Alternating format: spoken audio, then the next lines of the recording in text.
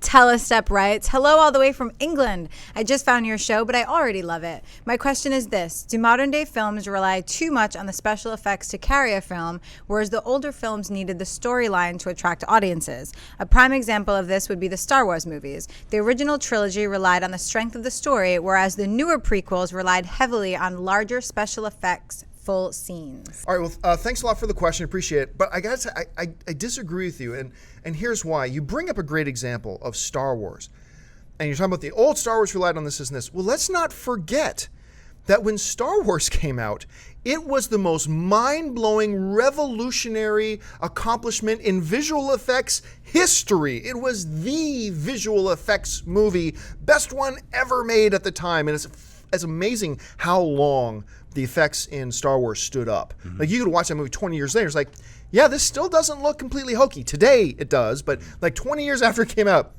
I'm not up to snuff, but it doesn't look hokey still. So you remember, they've always relied, whether you're looking at Jason and the Argonauts or you're looking at, films have always relied a lot on special effects. Now, that doesn't mean that you use special effects in place of story. But the two are not mutually exclusive. It's not like if you have huge amounts of visual effects, you can't have a great story. Look at Lord of the Rings. I mean, what in the last 10 years has done like more visual effects wise? I mean, every single shot had some form of visual effects in Lord of the Rings, but it's a masterful story. It's beautifully told. And I think that, you know, then you get a lot of movies today that are being made simply because they never could have been made before. Can you imagine making a Spider-Man movie in the 1980s? They tried. Right. And it looked terrible. Remember that Captain America movie they made with the Red Skull dude? Oh, yeah. They looked awful. Remember that Fantastic Four movie they tried to make back Roger in the Corman, the guys with rubber arm waving at the end. See you later. I mean, so now we're in an era where there's a lot of movies that never could have even been attempted really properly that can be done now. And once again, I think Lord of the Rings proves to us that you can, and Avengers proves to us, and other films, that you can have really, Spider-Man, a lot of them, you can have heavy visual effects movies with great stories. If a movie's bad that has a lot of visual effects, then it's because it's a bad movie, not because visual effects are there. Now, the next round of Star Wars movies, which was, you know, the prequels that came out, George Lucas, I think that was really a big thing of, you're talking about a kid in a sandbox in George Lucas who just always envisioned about doing all these crazy things visualized, and then he got handed the keys to the candy store.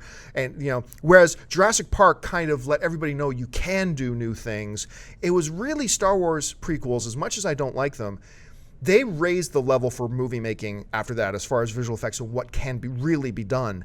And I think a lot of good things have come out of that. But I definitely wouldn't say that movies rely too much on visual effects. I think they rely on them as much as they always have. It's just now that they're better. It's just that it stands out more when the movie's bad.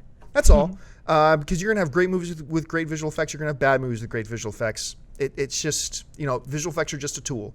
So Schnepp, as a filmmaker, as a guy who works a lot in animation as well, how do you see an issue like this? I think my answer to that question is more so about the elevation of special effects towards the end of films, where they're like, oh, we just have to keep beating what came out last year and the year before and the year before. So what you might be seeing or thinking about as far as the less story, more special effects is like the last 30 minutes is like power crammed with like 7 billion different things flying at you, and you're on a spaceship, then you're back on Earth, now you're under the ground, and now you're in a vehicle flying, and then you're avoiding like 500 cities exploding, and then you're inside the moon.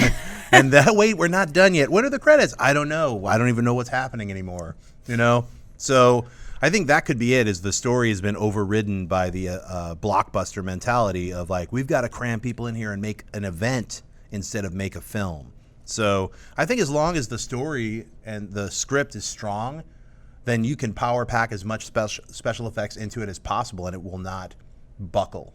Right. So that's Agreed. my opinion.